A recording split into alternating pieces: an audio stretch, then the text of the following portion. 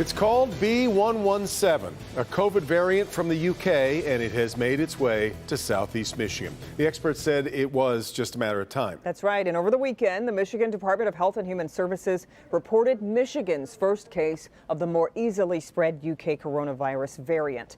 Dr. Frank McGeorge is here with the details and what you should know about how it could affect efforts to beat this pandemic. Hi, Doc. Hey, Kim and Devin. Yeah, the variant known as B117 was identified in a Washtenaw County woman who had recently traveled to the UK where the variant originated. Now, while she may have acquired it there, big picture, this variant has already been identified in multiple people across the United States, and it's a reasonable bet that it is circulating here. The B117 variant of the virus that causes COVID-19 has quickly become dominant in the UK. That's because it appears to be at least 50% more transmissible. That means as it spreads here in the US, it will produce more infections. Now, the reason it's more easily spread is that several of the mutations in the variant allow the spike protein, which the virus uses to attach to human cells, to bind more tightly, making it a more effective invader. Now, you should understand that variants are made of several individual mutations, a change to just one of the 30,000 individual pieces of the RNA or genetic code.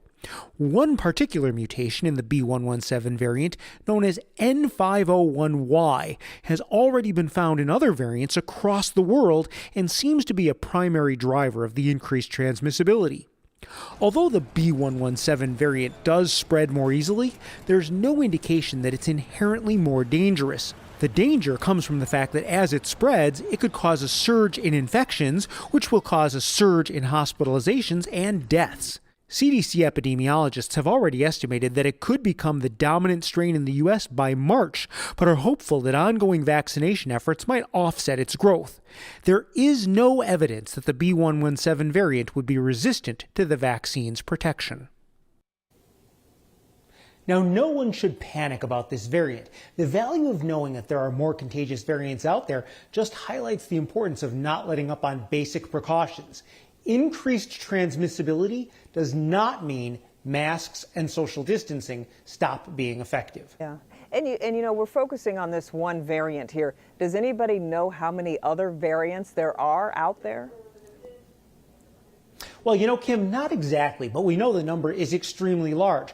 New variants, they're frankly identified all the time, and we are constantly looking at whether they could be more dangerous or possibly resistant to vaccines. So far, the answer to those questions has been no. The effect has really only been on transmissibility. Yeah. Okay, Dr. McGeorge, thank you.